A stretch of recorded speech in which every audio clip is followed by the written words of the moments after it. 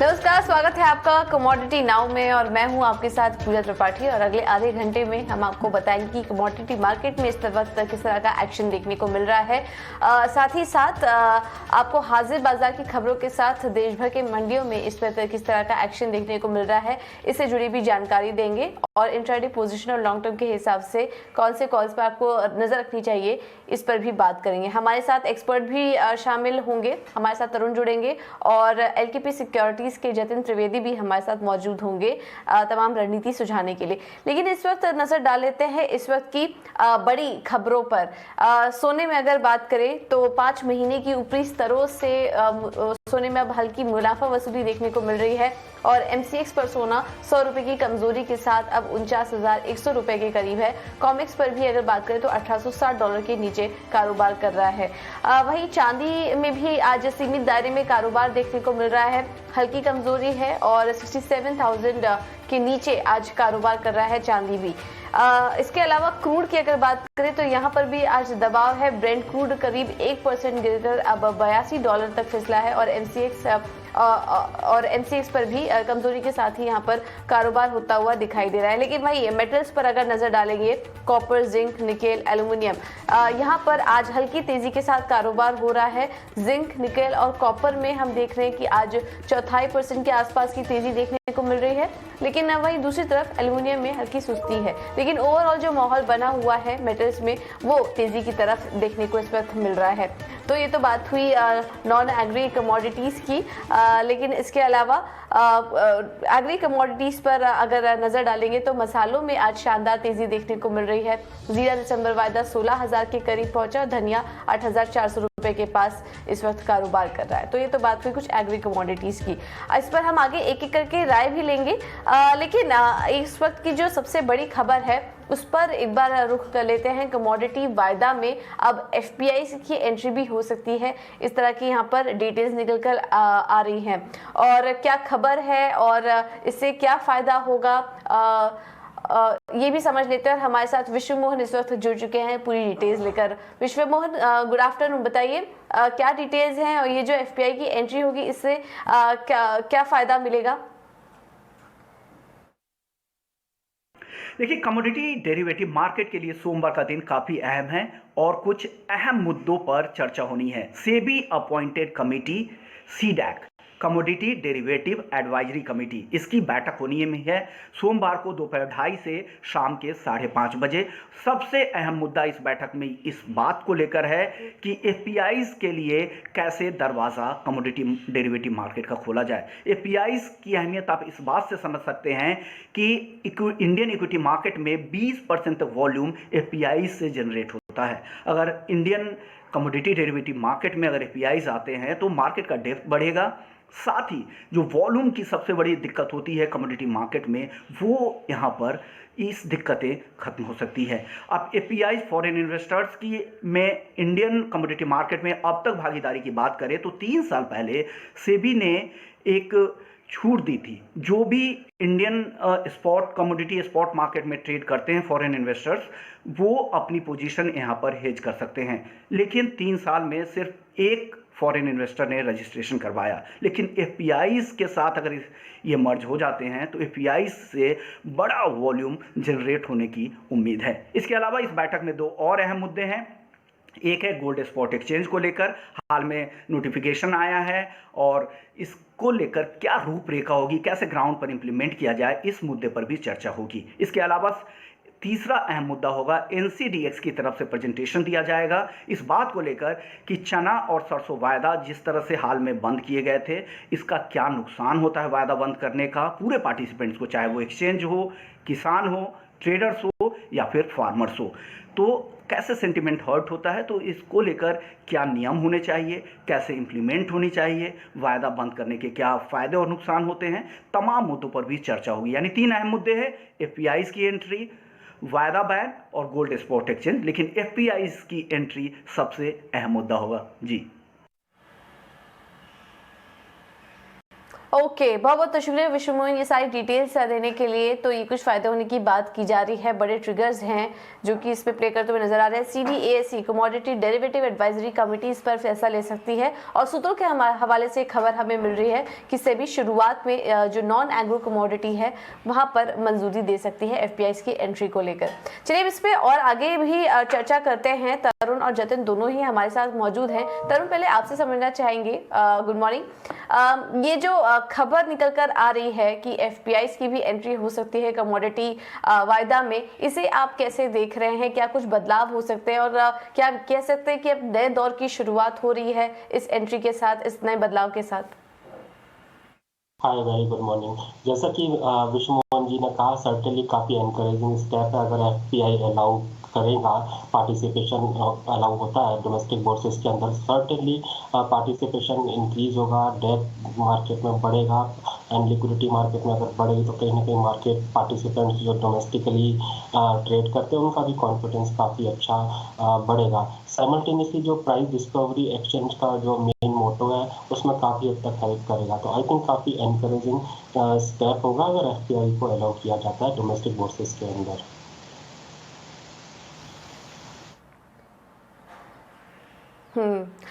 जतिन भी हमारे साथ जुड़ चुके हैं। जतिन, गुड मॉर्निंग, इस खबर पर आपका भी एक व्यू लेना चाहेंगे, कितना एनकरेजिंग होगा ये कमोडिटी मार्केट में अगर ऐसा कुछ बदलाव होता है तो?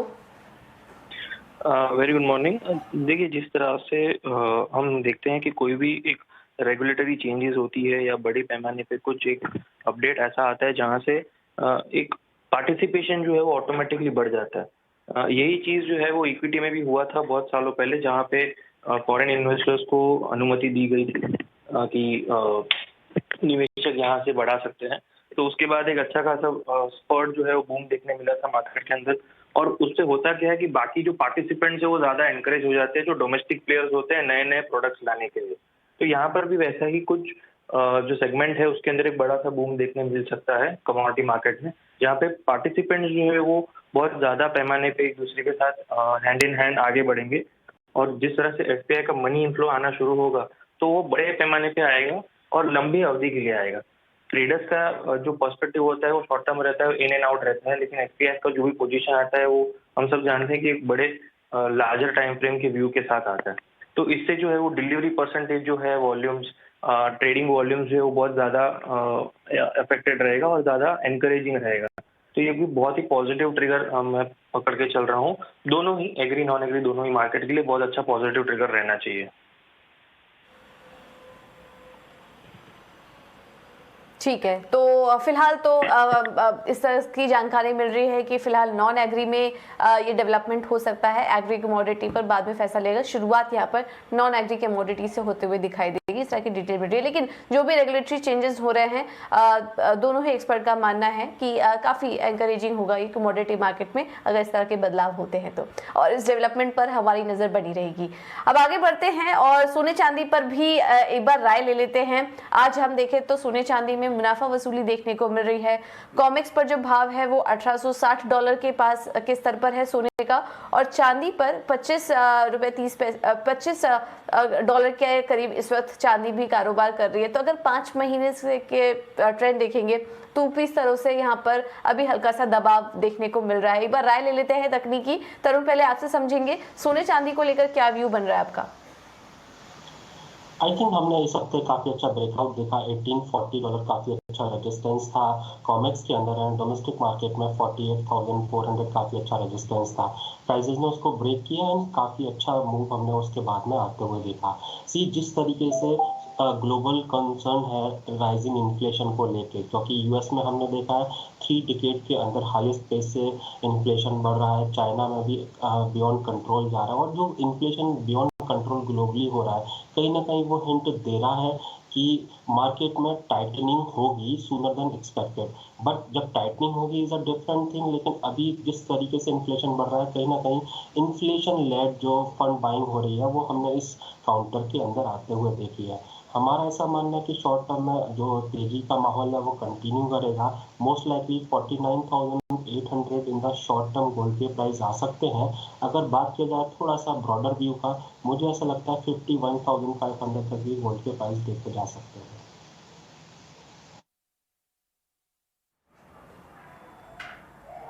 ठीक है, तो ये राय सोने और चांदी दोनों में आपको दे दी गई है। एक बार आपको सोने का हाजिर भाव भी दिखा देते हैं आपकी स्क्रीन पर। 24 कैरेट का जो भाव है वो 4,935 के पास है, 22 कैरेट 4,520 और 18 कैरेट का जो भाव है वो 3,701 रुपए प्रति ग्राम पर कारोबार कर रहा है। तो ये कुछ सोने के हाजिर भाव है, आपको आपकी स्क्रीन पर ये फ्लैश हो रहे हैं। अब आगे बढ़ते हैं और एक बार जतिन आपसे भी समझना चाहेंगे सोने चांदी को लेकर आपका क्या व्यू है और दोनों में से टॉपिक कौन सी होगी आपकी? इनफैक्ट दोनों ही काउंटर्स अच्छे खासे बढ़त के साथ ट्रेड करते हुए देखने मिला है। पिछले एक हफ्ते की बात करें तो एक अच्छा खासा ट्रेंड चल रहा है। इस पूरे हफ्ते में अच्छी खासी बढ़त जो ऑलरेडी विटनेस कर चुका है। लास्ट मंथ अक्टूबर भी अच्छा खासा बढ़त रहा था और इस महीने नवंबर सीरीज में भी अच्छी खासी जो बढ़त है वो कंटिन्यू हो रही है। जो भी डिप आती है वो एक स्ट्रॉन्ग अपॉर्चुनिटी रहेगी, हम ये मान के चल रहे हैं बाइंग के लिए। Any minor dip is definitely buying opportunity. Trading purpose से हम देखने जाएंगे तो सिल्वर के अंदर ज़्यादा अपॉर्चुनिटी बेटर है। लेवल्स जो हम मार्क करके चल रहे हैं as a strong supportive zone for trading purpose वो है 66,600 के पास। ये लेवल्स बहुत ही बेहतरीन और बहुत ही मजबूत लेवल्स रहेंगे फॉर ट्रेडिंग पर्पज से। 66,000 के स्टॉप लॉस के साथ एक्यूमुलेट करने की स्ट्रेटेजी रहेगी यहाँ पर। और हायर लेवल पे 67,500 67,600 के टारगेट्स को लेकर के एम करके चलना है चांदी के अंदर। जो भी मीडियम टर्म ट्रेडर्स हैं जो एक पोजिशनल ट्रेड लेना चाहते हैं उनको मैं एडवाइस दूंगा कि एक्यूमुलेशन रखिए। ऊपरी स्तरों पे 68,000 से लेकर 69,000 के टारगेट्स जो है वो इजीली अचीवेबल लग रहे हैं। जिस तरह से गोल्ड का मार्केट शिफ्ट अप है वो 50,000 का लेवल जो एक बार पहले टच करेगा उसके बाद जो भी रिवर्सल आना है वो आएगा, लेकिन सबसे पहले 50,000 लेवल जो टच करने जाएगा गोल्ड का मार्केट जो है वो भी।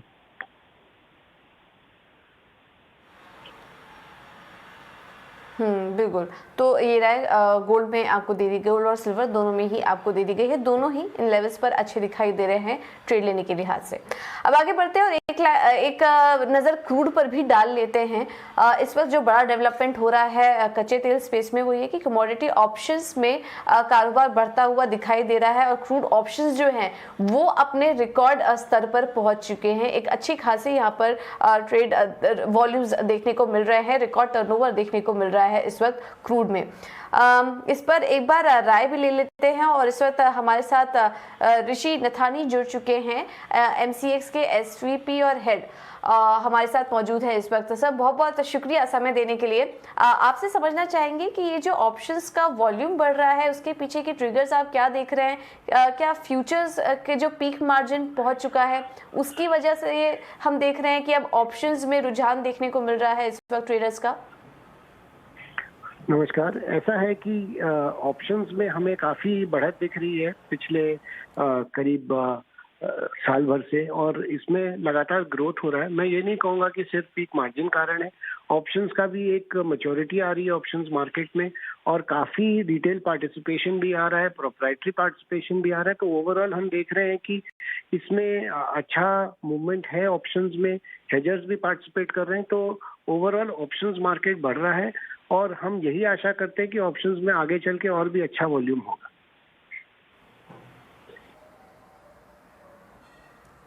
ओके, तो आप कह रहे हैं कि ऑप्शन मार्केट में ही ऐसा वॉल्यूम दिख रहा है, तो क्या क्रूड के अलावा भी कुछ स्पेस हैं जहां पर कि ये बढ़ोतरी देखने को मिल रही है? ज्यादातर तो क्रूड में ही है और हमारे पास और भी ऑप्शंस है, जैसे गोल्ड है, सिल्वर है। हमने सिल्वर मिनी ऑप्शंस लॉन्च किए, उसमें भी अच्छा ट्रैक्शन है और कुछ बेस मेटल ऑप्शंस में जो एकदम पार्टिसिपेशन नहीं था उसमें भी कुछ अब ग्रीन शूट्स दिख रहे हैं पार्टिसिपेशन के। तो ओवरऑल मुझे ये लगता है कि ऑप्शंस एज अ सेगमेंट ही उसमें ओवरऑल इंटरेस्ट जागा हुआ है। ठीक है, तो ओवरऑल इंटरेस्ट इस वक्त ऑप्शंस में देखने को मिल रहा है और ना कि सिर्फ क्रूड बल्कि गोल्ड, सिल्वर और मेटल में भी हल्का यहाँ पर रुझान देखने को मिल रहा है। ऋषि, आपका एक व्यू और लेना चाहेंगे। हमें ET Now स्वदेश को एक एक्सक्लूसिव जानकारी मिली है कि बहुत ही जल्दी रेगुलेटर ये फैसला ले सकता है कि कमोडिटी वायदा में भी FPIs की एंट्री हो सकती है। अगर ये डेवलपमेंट होता है तो इस फैसले को आप कैसा देख रहे हैं? देखिए, कोई भी नया अगर पार्टिसिपेंट आता है, मुझे नहीं पता कि होगा कि नहीं होगा, लेकिन अगर कोई भी नया पार्टिसिपेंट आता है तो नेचुरली मार्केट में डेप्थ और लिक्विडिटी तो बढ़ेगी।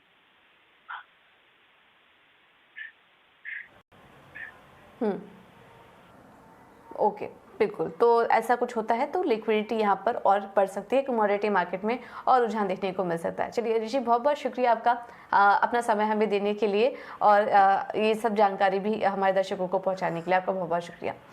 चलिए अब आगे बढ़ते हैं और क्रूड पर ही एक बार राय ले लेते हैं, टेक्निकल राय ले लेते हैं। तरुण, पहले आपसे समझना चाहेंगे क्रूड में क्या लेवल्स दिख रहे हैं आपको, क्या रणनीति अपनानी चाहिए?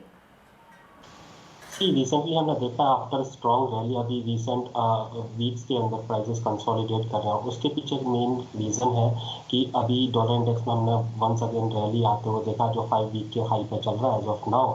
साइमल्टेनियसली मार्केट में कहीं फियर है कि बाइडेन एडमिनिस्ट्रेशन या तो एसपीआर रिजर्व में से सप्लाई रिलीज कर सकता है to calm down the soaring prices in the US, या फिर एक्सपोर्ट को वो रिड्यूस या बैन कर सकते हैं, जिसके चलते हमने देखा कि हायर लेवल से प्रॉफिट बुकिंग आ रही है। बट जिस तरीके से सप्लाई टाइटनेस अभी भी प्रिवेलिंग है और जिस तरीके से डिमांड आउटलुक काफ़ी फेवरेबल है, डाउन साइड हमको काफ़ी लिमिटेड लगता है इस काउंटर के अंदर। अगर शॉर्ट टर्म स्ट्रेटेजी की बात किया जाए तो आई थिंक जब तक 5965 के नीचे डोमेस्टिक एक्सचेंज के अंदर प्राइस नहीं स्लिप करते हैं, आई थिंक उस रेंज के आसपास बाय करना चाहिए एंड 6200 से 6300 कपल ऑफ डेज के अंदर देखा जा सकता है। फॉर शॉर्ट टर्म मेरे को लगता है 5965 से 6300 के बीच में डोमेस्टिक बोर्सेस के अंदर प्राइस होवर करते हुए नजर आएंगे।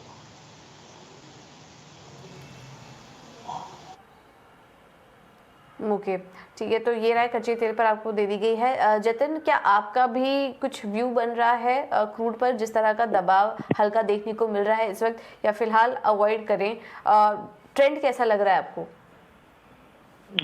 क्रूड का जो ट्रेंड है फिलहाल वीक लग रहा है मुझे। मैं इसमें वीकनेस के साथ का जो ट्रेंड है उसके साथ ही ट्रेड लेना चाहूँगा, रिकमेंड करना चाहूँगा। अराउंड अबाउट 6065 6070 ये जो लेवल्स है एक स्ट्रॉन्ग रेजिस्टेंस प्ले करते हुए देखने मिलेंगे। जैसे कि कल शाम के दिन हमने देखा था, शाम के इवनिंग सेशन में, कि 6100 का लेवल जो है वो फेलियर रहा था। उसके ऊपर ट्रेड जो है वो टिक नहीं पा रहा था, क्रूड का लेवल जो है वो। सो स्टॉप लॉस भी जो है वो कहीं ना कहीं उस लेवल के ऊपर रखना है, 6110 के ऊपर, और 60 70 के आसपास के लेवल जो है वो एक अच्छे लेवल रहेंगे शॉर्ट करने के लिए। ऑन द डाउन साइड 6000 और 5970 5980 जो है वो टारगेट्स प्लेस करके चलना है ट्रेडर्स को। जो पोजिशनल ट्रेड करना चाहते हैं या उनकी ऑलरेडी पोजीशन है तो एडवाइस रहेगा कि 6150 6160 का स्टॉप लॉस के साथ पोजीशन होल्ड कर सकते हैं।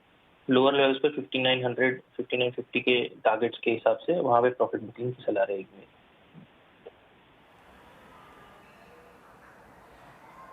ओके, ठीक है। तो ये राय कच्चे तेल पर आपको दे दी गई है। ट्रेंड अभी भी वीक लग रहा है, 5975 तक के लेवल्स भी देखने को मिल सकते हैं। नवंबर कॉन्ट्रैक्ट में आप बिकवाली करके चल सकते हैं। अगले व्यू ले लेते हैं मेटल्स पर। बेस मेटल्स में भी आज हम देख रहे हैं कि हल्की तेजी होते हुए दिखाई दे रही है। इसमें जिंक, निकेल और कॉपर में तो तेजी है, हल्की तेजी बनी हुई है, लेकिन एल्यूमिनियम हल्का सपाट कारोबार कर रहा है। तरुण, आपसे समझना चाहेंगे मेटल्स पर आपकी क्या राय बन रही है और कोई टॉपिक है आपका जहां पर आप ट्रेडिंग की रणनीति सुझाएंगे? अक्टूबर फर्स्ट हाफ में हमने देखा था कि काफ़ी अच्छा रैली आया था मेटल कॉम्प्लेक्स के अंदर। सेकेंड हाफ में वो फिजल आउट होते हुए देखा and most of this month के अंदर हमने देखा टिल नाउ कि प्राइसेस नैरो रेंज में जा चुके हैं। आई थिंक कंसोलिडेशन प्रिवेल करेगा। कॉपर 725 से 745 की रेंज के बीच में ट्रेड करता हुआ नजर आ सकता है, और क्योंकि इसी रेंज के अंदर मैं लास्ट 2 वीक के अंदर प्राइस एक्टिविटी होते हुए देखी है। अगर मैं निकेल की बात करता हूँ, मुझे ऐसा लगता है 1465 से 1535 का रेंज रहेगा जिसके अंदर प्राइस एक्टिविटी होती हुई नजर आई है रिसेंटली। एल्यूमिनियम ने जो कि 260 से 200 तक का काफ़ी अच्छा करेक्शन दिया, ऐसा लगता है 200 का बेस बना लेगा, लेकिन इसका भी फॉर सम टाइम नाउ मुझे लगता है 200 से 215 का रेंज रहेगा। जिंक की बात करते हैं, आई थिंक 268 का बॉटम हो सकता है बन जाए अगर उस प्राइस 284 के ऊपर चलना चालू करें, लेकिन जब तक 284 के ऊपर नहीं जाएंगे तो 268 से 284 के बीच में प्राइस एक्टिविटी होवर होते हुए नजर आएगी। जब तक रेंज इंटैक्ट है, आई थिंक लोअर रेंज पर बाय और हायर रेंज पर सेल किया जा सकता है।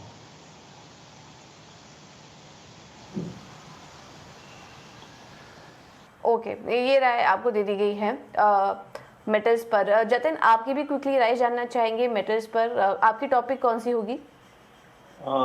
सभी बेस मेटल के अंदर एक सेशन जो है वो रेंज बाउंड है, लेकिन हमारी टॉपिक जो है वो कॉपर के अंदर है। कॉपर मुझे लग रहा है जो रेंज जो है वो ब्रेक करने की तैयारी में है। पिछले 3-4 दिनों से 740 के ऊपर जो है वो प्राइसेस ट्रेड नहीं कर पा रहे, लेकिन इस बार जो है वो थोड़े लेवल जो अच्छे खासे मेंटेन करके चल रहे हैं। तो बाय एंड का स्ट्रेटजी मेंटेन करना है। 735 के आसपास जो लेवल्स हैं वो स्ट्रॉन्ग सपोर्टिव जोन है।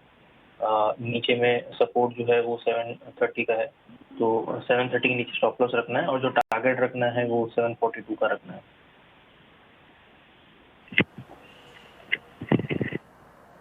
ठीक, तो ये राय कॉपर में आपको दे दी गई है। ओके, फिलहाल कमोडिटी नाव में मेरे साथ इतना ही। जतिन, बहुत बहुत शुक्रिया आपका, और तरुण आपका भी बहुत बहुत शुक्रिया हमारे साथ जुड़ने के लिए।